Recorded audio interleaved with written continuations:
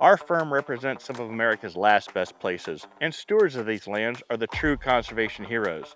They have trusted our team to show their property's unique intrinsic value, monetize that value through a sale, and see to it that the next landowner will protect the legacy they've built.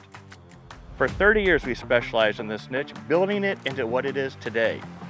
We've earned our reputation as trusted advisors and go beyond the role of a traditional land broker. One of our differences is our short film series that celebrates the land steward and tells the land story. It all started here in 1843. Much of the nation was still a wilderness.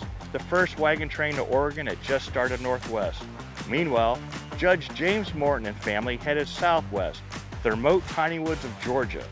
There they laid claim to some 3,500 acres that can best be described like a biblical story of the Promised Land. You see, they had their choice of the very best land. The plain they chose was blessed with some of the most fertile soils. It abounded with flowing waters, with 1 mile of frontage on the Withlacoochee River, 3 miles on Okapilco Creek, and another mile on Piscola Creek, 3 of the most game-rich and gorgeous river corridors in the South. They prospered with the land, founded the town of Quitman, brought in the railroad, and started a bank. In 1850, they retained John Wynn, one of the best classic revival architects of all time, to build another one of his masterpieces. Imagine what it must have been like to go back and see this, to see the land in its pristine state, its waters unimpeded, its timber thick in age, and grasses flowing like the land of milk and honey. For you see, the blessing of the lands we're about to share with you in today's story is also today's reality. Whereas 95% of the once 90 million acres of wiregrass and longleaf habitat has been forever lost, here it remains intact. The pine timber is prolific in creating wealth. Its upland hardwood forest is nothing short of park-like. This is a story on how modern management turned this one-of-a-kind property into a sportsman's paradise, with more wild game, beauty, and wealth than even the founding fathers could imagine. Today, we're going to share with you one of America's greatest conservation stories. It is with great honor that I welcome you to Magnolia Hall. One of the most rewarding parts of this career is being able to work with people who share a passion for land, those like Virgil Williams. As one of modern Georgia's business leaders and philanthropists, he has a knack for doing it right and motivating people to accomplish great things. In the quail world, he is famous for how he increased the quail population at Southern Heritage and restored Magnolia Hall. 10 years ago, he asked me to find a buyer for that 7,000 acres. Eric and I completed our trademark valuation analysis, went to our Rolodex, and quickly obtained the $29 million.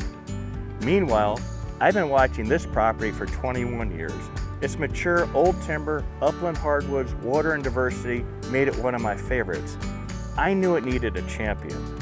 Someone that knew how to not only take it to modern quail management to a whole new modern level, but restore the 1850s home as well.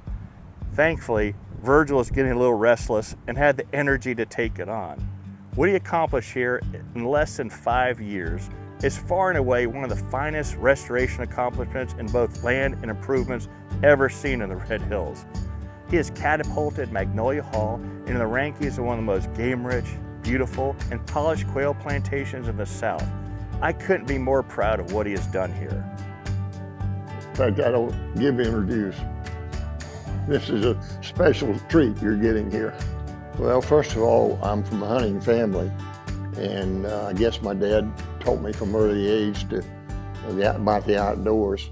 And so when I got the opportunity and the money, I decided to do it. And actually, before I got the money, the first plantation I hunted on, and I didn't own it, but I leased it, and that was in north of Albany. And then since then, this is my 5th that I've owned or leased, that one, and the rest of them I owned. Well, you know, this was needed a lot of work when you first showed me the property, and I guess that was a challenge to me because I had spent 28 years at Southern Heritage developing it and improving it, and enjoyed that, every bit of it, and got the covey count per hour up from a little over 2 3/4 to be exact, to 7.5 in the 28 years. So I enjoy, you know, improving the land, but also significantly making the wildlife habitat better and more of it. And that's, I guess, the driver as much as anything. Well, I could see the potential because of the longleaf pine and the large pines. I probably started a little late in life with a new project and a major project. And you know, I hope they say later that I kept the principles of the architecture and the property and just enhanced it more than it's ever been enhanced, for that matter. I asked Virgil, of all the great properties he's been involved with, what makes this one so special? If you asked my wife, she would have told you the live oaks. That's a unique feature that we've always had a few live oaks on the property, but nothing like these groves of live oaks we had here. And she was probably one of the major reasons we bought this property, is the fact that she loved this home setting here and these live oaks around the home, and then the live oaks throughout the property. And there's some very mature, several hundred-year-old live oaks here. And this will be unique, I'm not sure this was a question, but the very first time when John was showing me the property, I wanted to show it to her. Well, this house wasn't livable, and none of the other houses on the property were livable, so there's no place to come down here and stay.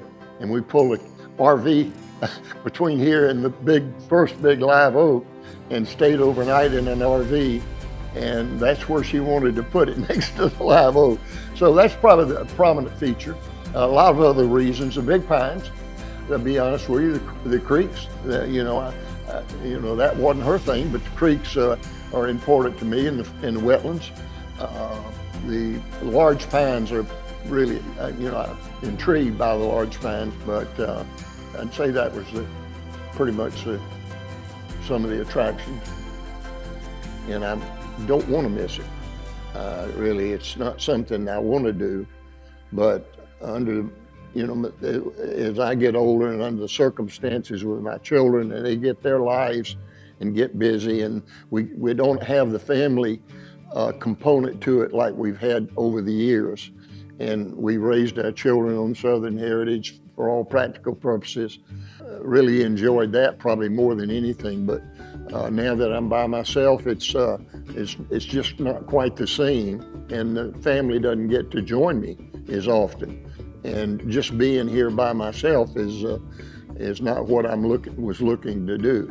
So I really hate to give it up. And if you hadn't talked me into it, I probably wouldn't have. No, you really didn't. I'm just teasing you.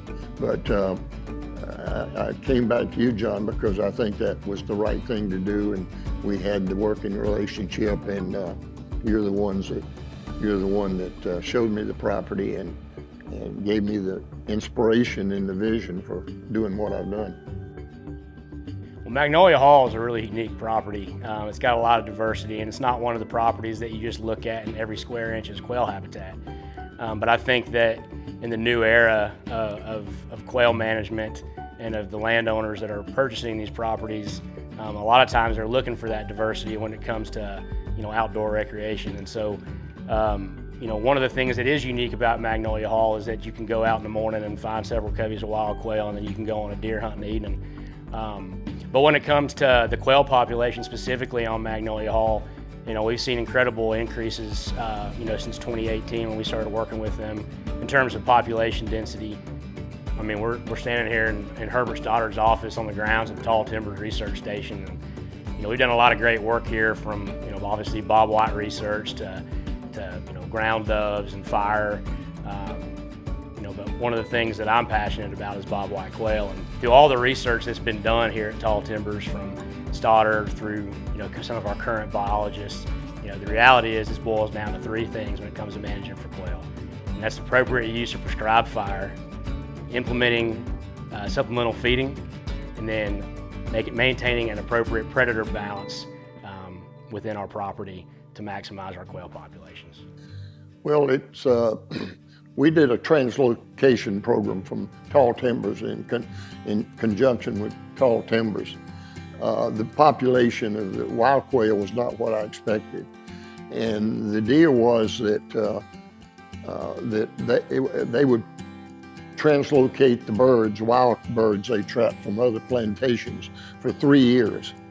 I had to agree to feed them, on the ground, which is part of the translocation program, and also to trap predators. And so that was a part of really a contract and an agreement. And so we've done that for 3 years. And so this year is actually the first year I've shot a single bird. We know that if it's done correctly, that it's almost a 100% success rate. And so, again, it requires a dedicated landowner that has a desire to continue to manage for these birds once they're on the property. They're not going to just take care of themselves, but when it's applied appropriately, it's extremely successful. You can have that response without translocation if you're in a landscape that's conducive to quail, but when we see that effect in association with translocation, we've seen as much as 200% increase in our quail population with combination of habitat improvements and translocation. Well, my expectations or desire would get to be what they were at Southern Heritage, which is 7.5 coveys per hour on average for a whole season. And like I say, that started a little over 3.5 coveys, and so every year we improved it. Had some flat spots, but primarily improved it year after year. One of the things that we always preach when it comes to quail management is when we're managing for quail, we're managing for a host of other species. One of the things that kind of makes Magnolia Hall unique is the native ground cover that is across the property in association with some of the old field. And so with that different habitat type in association with the quail management, we have a very impressive gopher tortoise population on the property, and it's something that's obviously a drawing point to that property. It's been said that the bobwhite quail is the prince of game birds. But in 2023, one could argue that the trophy whitetail buck is the king. The best deer properties are also selling for a king's ransom. Most people will be surprised to learn that we're consistently closing trophy deer properties in the $5,000 an acre range, which is in line with the dirt and timber value that a good wild quail property commands. When it comes to harvesting a Boone and Crockett record book buck, it literally doesn't get any better than Worth and Brooks counties. They are by far the #1 and 2 most prolific trophy counties in the entire South. One of the secrets here lies along the Okapilco Creek, which starts in Worth County, flows through Brooks, and then winds 3 miles through Magnolia Hall, where it meets both the Piscola Creek and Withlacoochee River itself. Why it matters today is that in the 40s and 50s, deer were extinct here. So in the 1960s, the state of Georgia released 10 deer less than 3 miles from here, and the Worth County Sportsman's Club released 22, both of prime Babcock, Wisconsin genetics. There were no local deer along the entire Okapilco drainage to dilute these exceptional genes. Being able to own a property where one can consistently raise deer in the 150s, 160s, and into the 170 record book class is truly something special. For only $35 a head for the deer, to today's $5,000 per acre land, these trips to Babcock, Wisconsin were one of the best buys in the history of wildlife management. We hope you've enjoyed this inside look at Magnolia Hall. Our short films go well above and beyond the role of a land broker, but sharing the story of this property and what generation of landowners have accomplished here is worth that effort. We're not your typical broker, we are advisors to this niche with a fervent work ethic and here to help you too with your land needs. We have the benefit of early in our career being mentored by some of the titans of the financial world. They shared with us their secrets of investing and improving recreational land, which when fast forwarded to today and applied to our Rolodex experience and passion is the key to our difference.